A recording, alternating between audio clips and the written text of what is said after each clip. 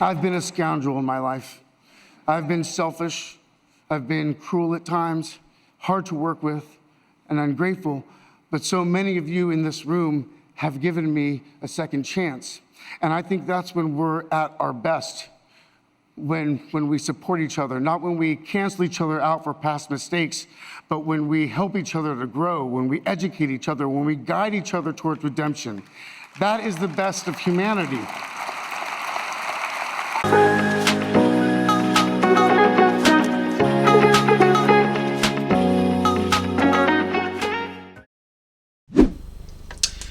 Hey, howdy, hey, awesome people of the internet. Wolfman47 here, and yeah, it's time for another what's his face, what's their face verse Let's Talk video. So usually when I do these sorts of Let's Talk videos, it's usually me talking about a collection of films that usually have the same person involved in them in some shape or form. In this case, it's the actor Joaquin Phoenix, and I'm hoping I'm pronouncing his name right. You can tell me in the comments. And I'm going to do things a little differently this time, because usually when I do these sorts of videos, it's usually I go through every single film that that person has been involved in. But because I've not seen that many Joaquin Phoenix films, I've decided to just narrow it down to the four films that I have seen that are pretty much where he has a starring role or whatever, because previously I've already talked about the Gladiator film, and I've also talked about the Joker films that he's been in. And apart from those four and these films I'm going to talk about now, yeah, there's not much else I've watched of his. And because there was a vlog that I'm doing next week that has kind of consumed a lot of my time, I didn't have much time to sort of look at his other films in preparation for today's review. So yeah, let's go back to it.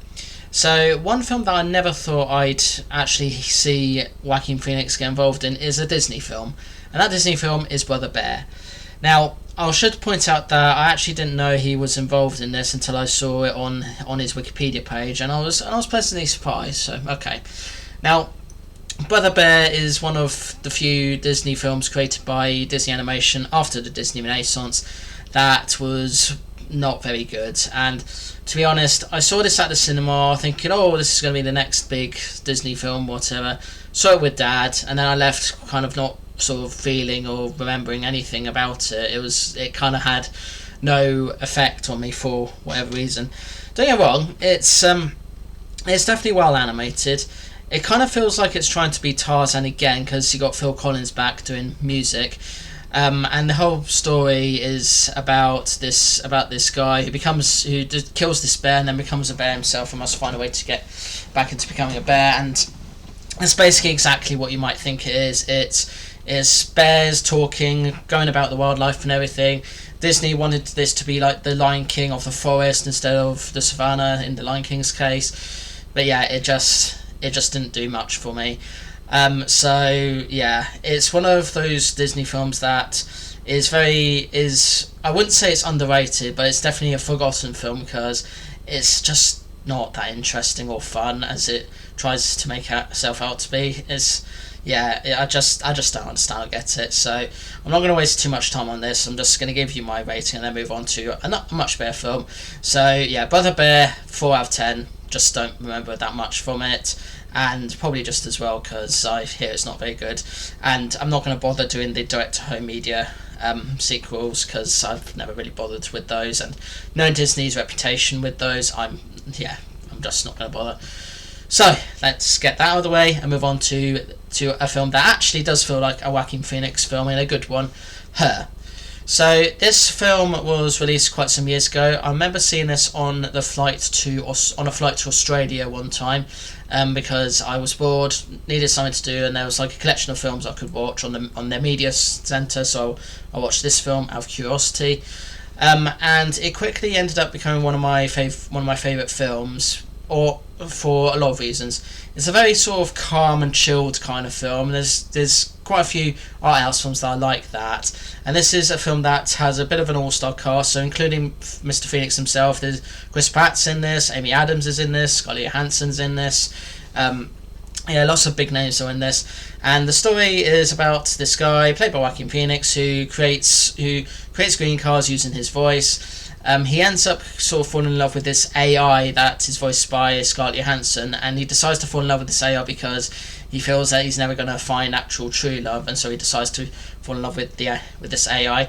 And this is kind of a time when AI was not as big as it is today, and not like consuming as it is today. And it's meant to be a film that's meant to be set into the future of some shape or form.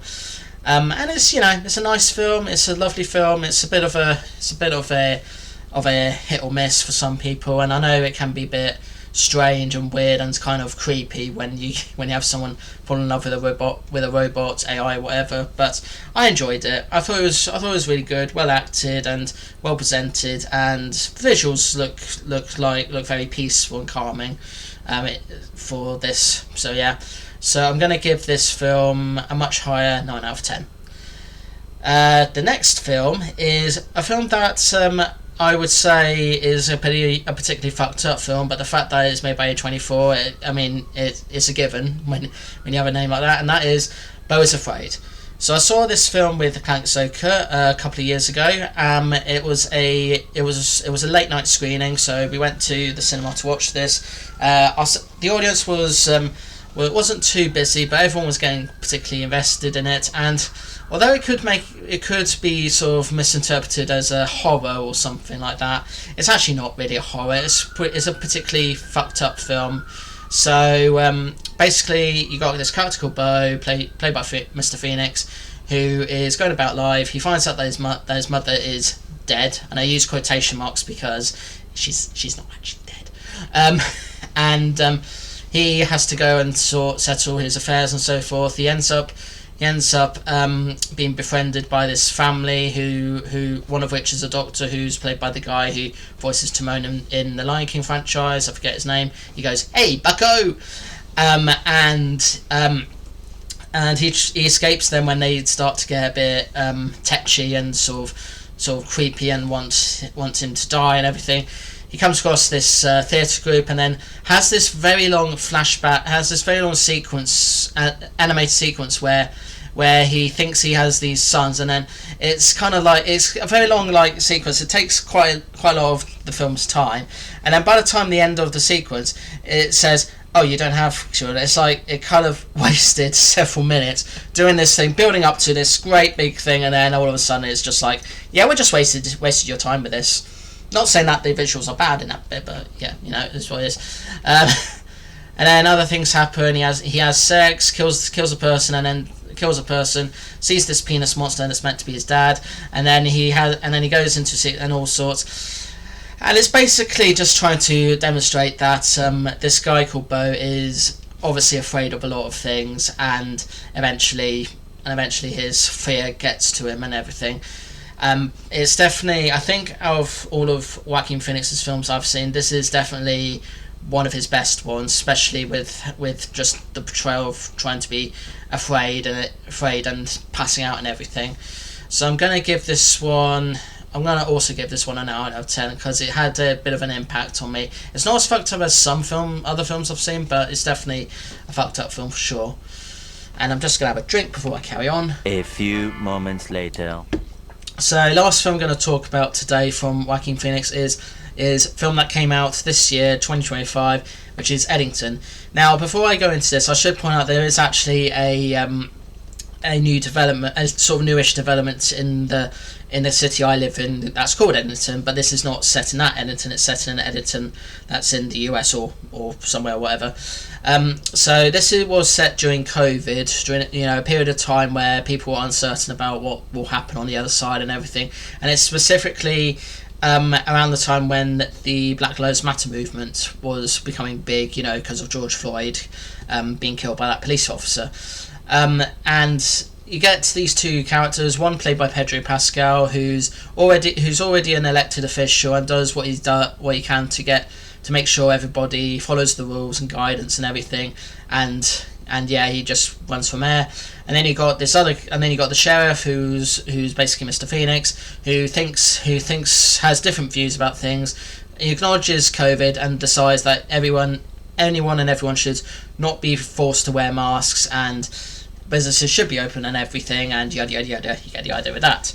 He tries to run for mayor, and then as the sort of campaigns go on, all the events that happen in COVID happen, with the news, the George Floyd stuff, and all sorts. And the sheriff tries to do what he can, and eventually gets to the point where he gets so frustrated with things and things not going his way that he ends up just going on a killing spree, killing everyone until someone kills him. Sorry, spoilers.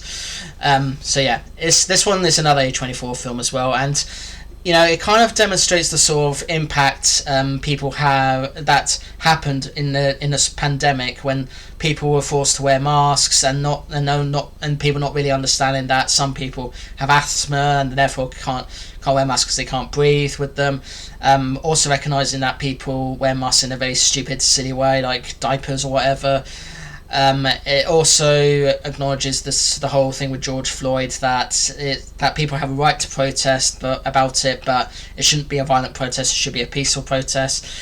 And also that it's not really a good idea to basically have a gun if things don't go your way, because as we all know, gun violence is a big deal still, and yeah, it is what it is.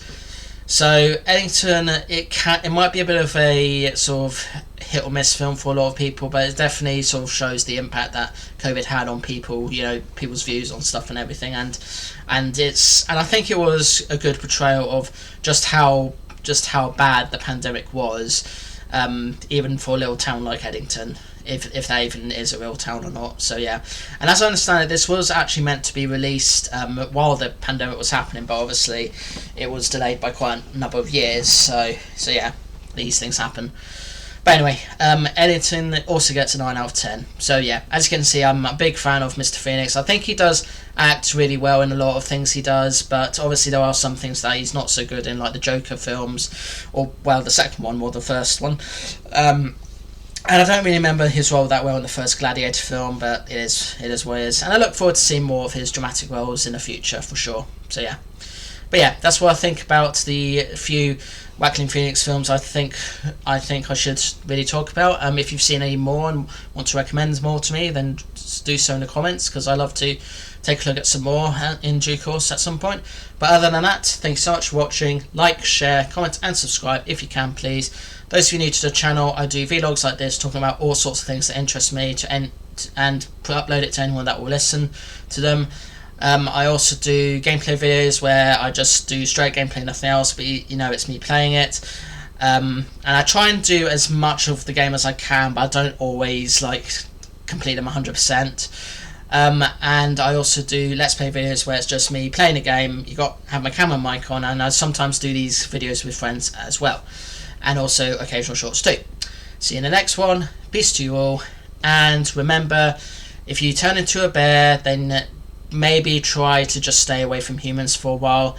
If you find yourself attracted to an AI, remember it's not a real person, it's an AI thing, so just be mindful of that.